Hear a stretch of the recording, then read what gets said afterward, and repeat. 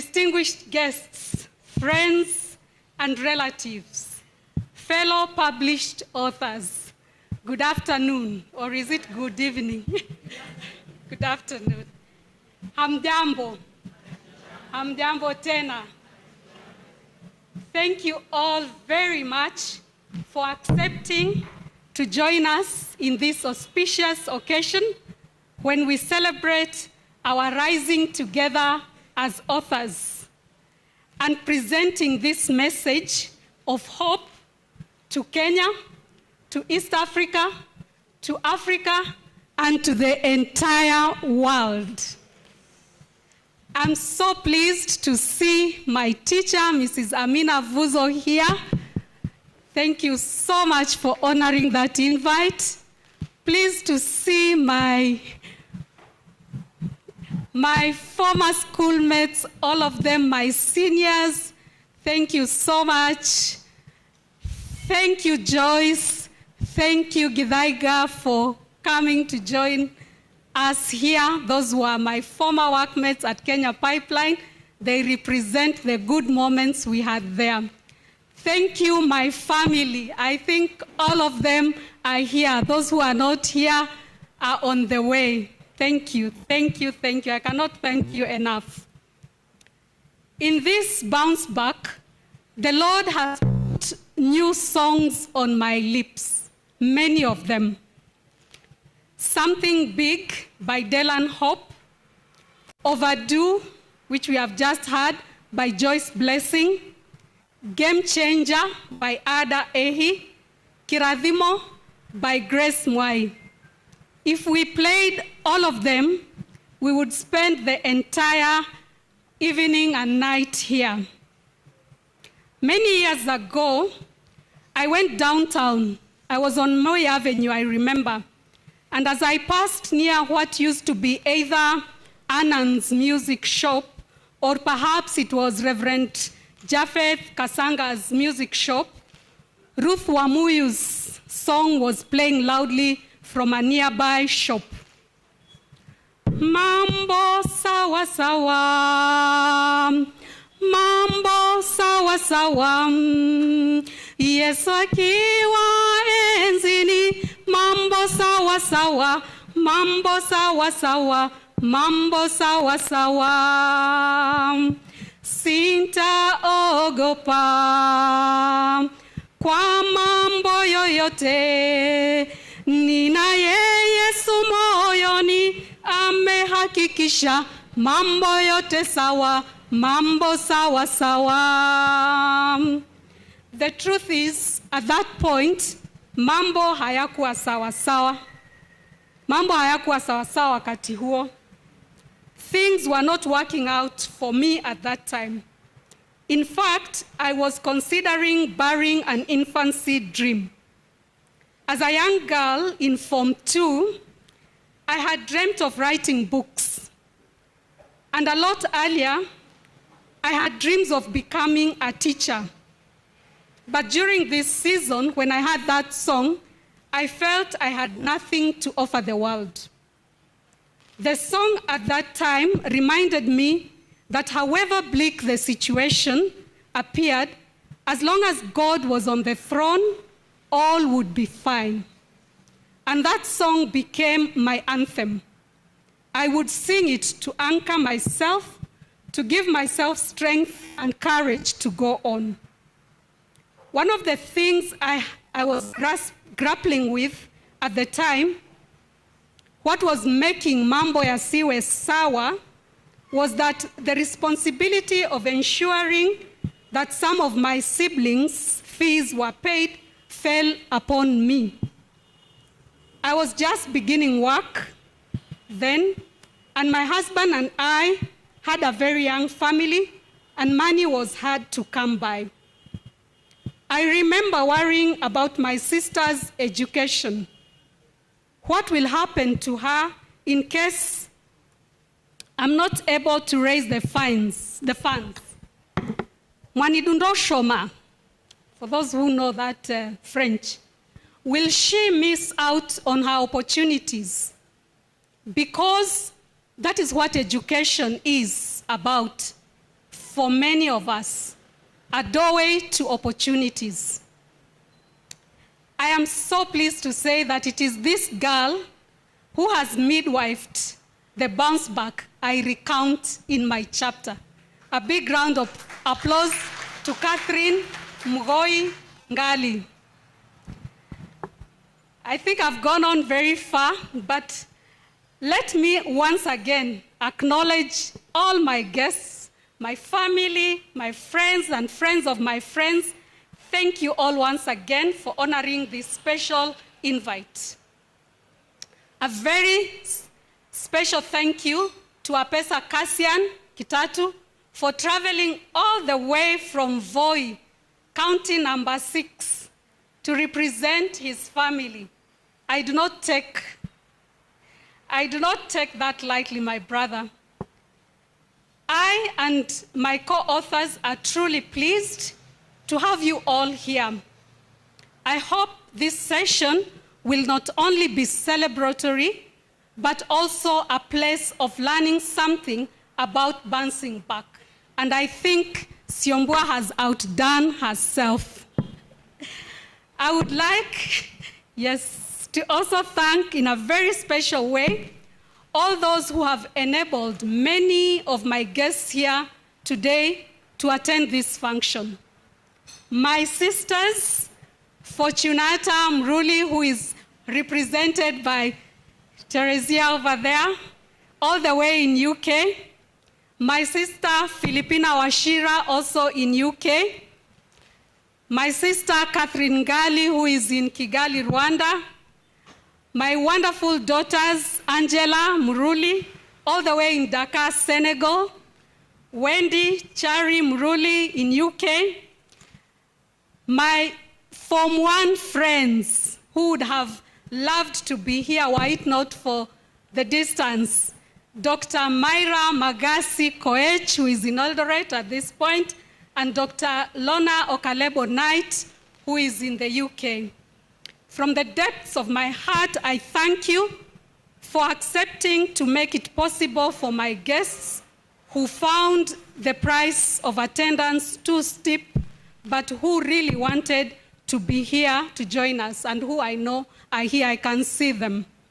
Once again, thank you, and may Almighty God bless all your endeavors and comebacks. Now, Lupita Nyong'o told us our dreams are valid, isn't it? And Barack Obama said, yes, we can, or yes, you can. But the truth is, there are many moments when, despite believing in ourselves and in our dreams, and doing all in our power to make these aphorisms or statements a reality, life hands us curved balls, and failure happens. Unfortunately, in many of our economies, failure is not treated as a teacher. Failure is a stain. When you fail, you risk everything. You risk your status, your credibility, even your very sense of self.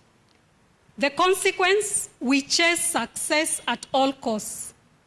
But you and I know, and we have heard from Siombua here, that daring greatly means falling, learning, and rising from every fall.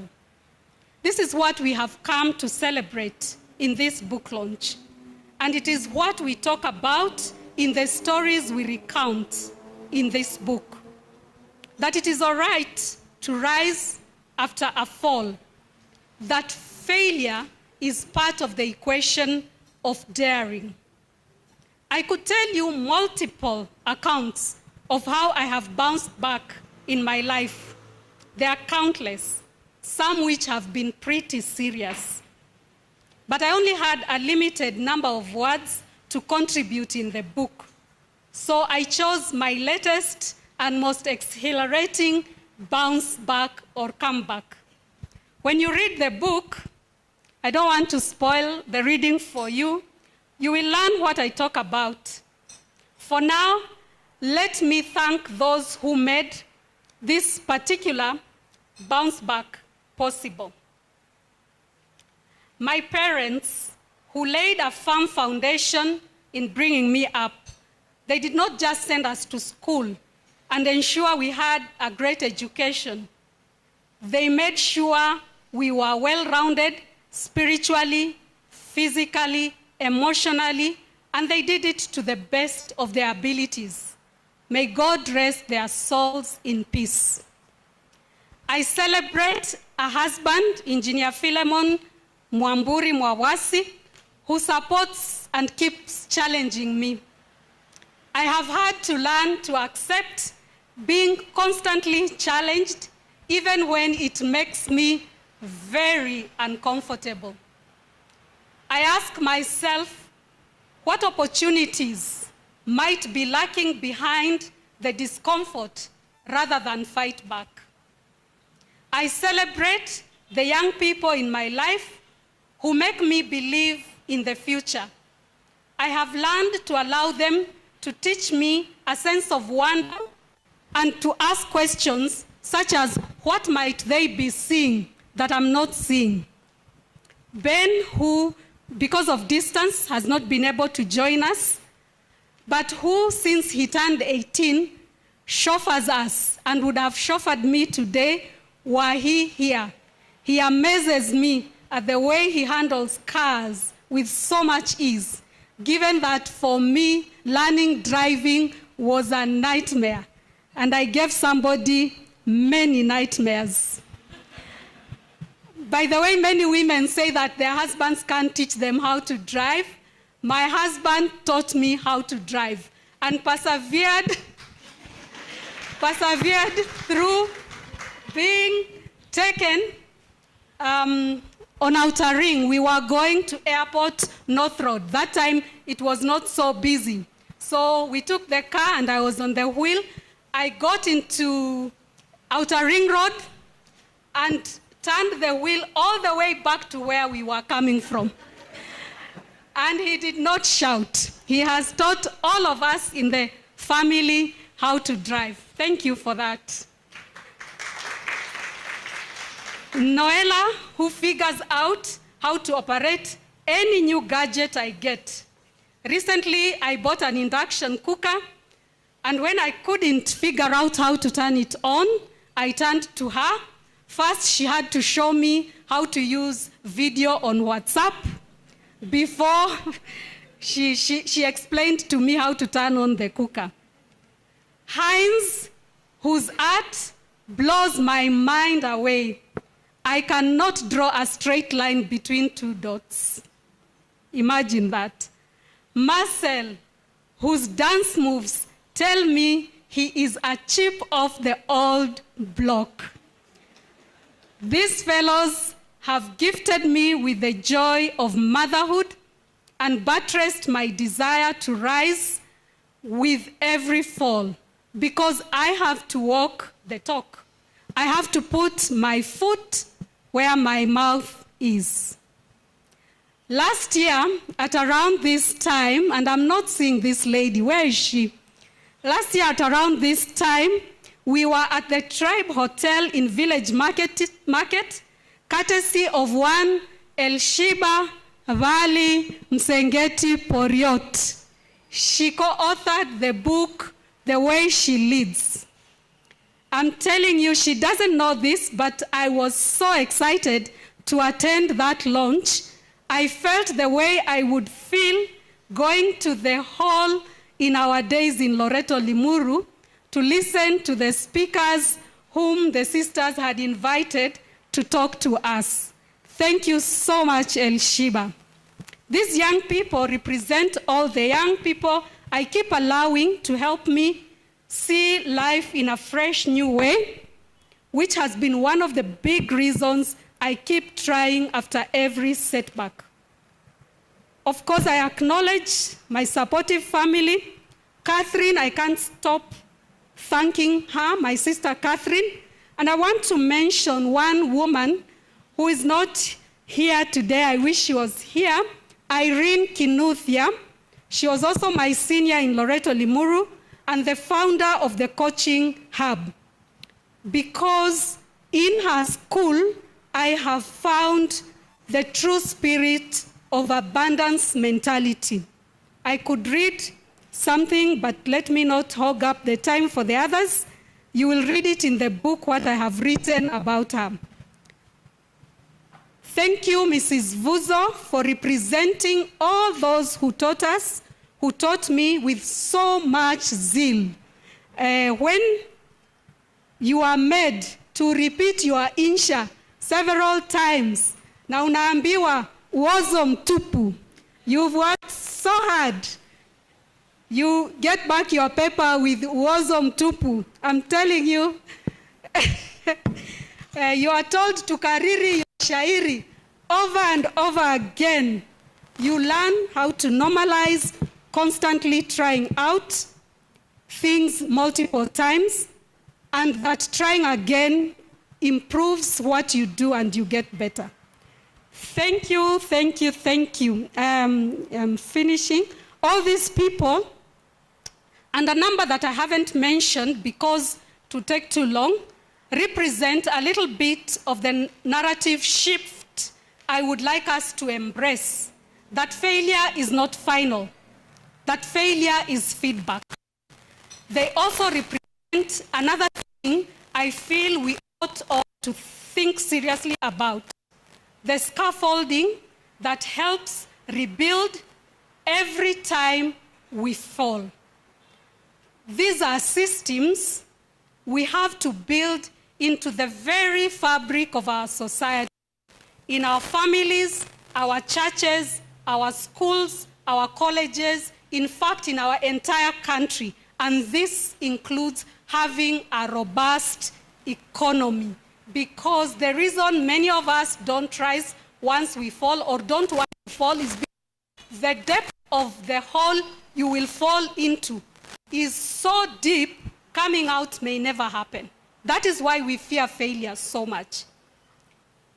And I have fallen in love with coaching as one of the scaffolding that can help us in thriving and in our rising after every fall. By the way, it is backed by solid science. Thank you, my co-authors, for accepting to share this space with me. It's been a wonderful journey collaborating with you, and I look forward to crafting enduring legacies around this very important aspect of life, bouncing back in our wonderful country with you ladies. Okay. Finally, if there is a man who has faith, it's Mr. Radido Doso. I don't know how you decide to don't share anything in common, bring them together and believe that they will bring out something beautiful. Congratulations and thank you. Thank you so much. My brother who is here, and when I explained to him, he said, this is a wonderful case study in peace building. The field he works in. I will leave it to him to do the case study. Thank you all so very much for listening to me so attentively. Thank you.